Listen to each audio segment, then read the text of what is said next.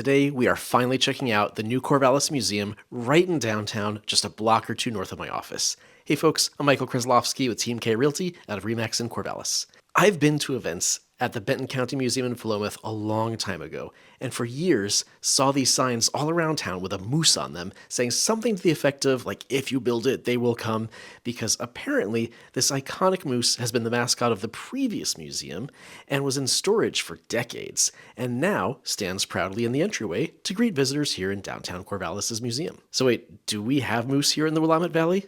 The volunteer giving us a guided tour confirms no. Apparently, this specimen was collected, much like pieces of art, and brought back to showcase items from other places when it was at that previous museum.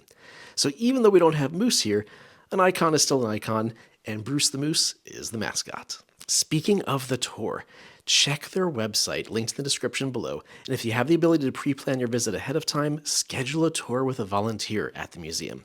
You're going to have a notably enhanced experience if you get the chance to interact with a tour guide. It's totally worth the nominal ticket upgrade. Our tour guide was a retired teacher, and she did a wonderful job. I'll highlight just a few things for you today. I also really appreciated the volunteer's description of some of these local Oregon State University displays.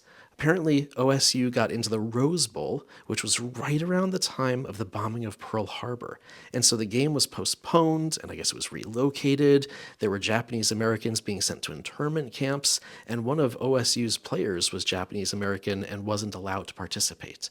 There's some great art on the walls right near this display that were also created by Oregon State University faculty members. I am certainly not a historian. I'm just doing my best to recall the guided tour we got, so please do fact check me when you read the interpretive displays. Our tour guide also knew a lot about the timber and logging items that were on display, and it was interesting to see the way that the loggers would install these springboards to precariously stand on while wielding 6-foot-long chainsaws so that they could get higher up into the straighter grain of the trees that they were felling. This hats and chairs exhibit, fascinating, very well done.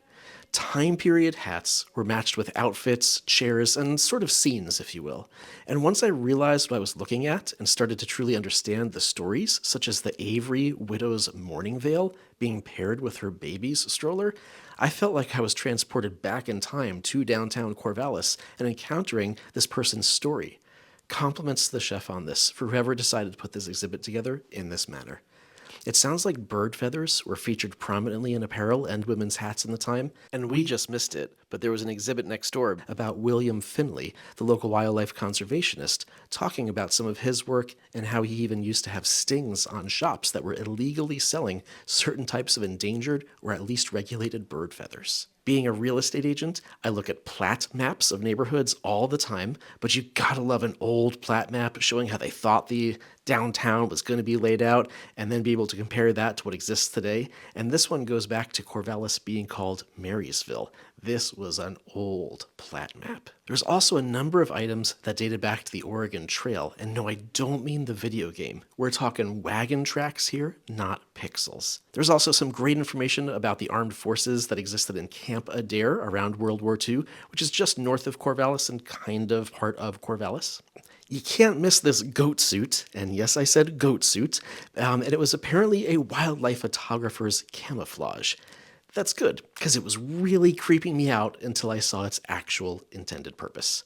I do actually have a dear friend, Vicky Santello, who is an award-winning wildlife photographer, and I don't think she has a goat suit, but they did have a rather impressive gift shop downstairs at the museum, an art lover's dream if I say so, but I didn't see any goat suits.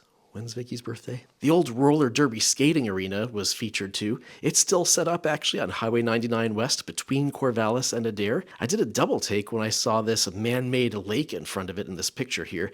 Definitely not there anymore. Shout out to Sicktown Derby Dames, our local skate crew. So come check out the Corvallis Museum in downtown, along with other facilities tied to the Benton County Historical Society, all linked in the description below. The original sister museum, the historic Philomath one, is still active and holds what I'm told is a stunning collection center. There's quarterly tours given to members of the public in small registered groups by their curator of collections, and they are very well regarded. Their tours page is being redeveloped at the time that we're making this video, but they also offer things like Black History tours, accessibility tours, field trips for youth, and school district tours. Definitely check them out. You should also know that there are both permanent and rotating exhibits and traveling panel exhibitions as well. There's also lectures and workshops and other events in the classroom and event spaces. Maybe you'll host an event here. Remember, this channel, where we enjoy showing off our local community, is self-funded, and what I actually do for a living is my team and I help people buy and sell homes in the area. So if you need our help, we're never too busy for you. And please be sure to subscribe to the channel so that you don't miss videos about living in the Corvallis area. Thanks for checking this out, and bye for now.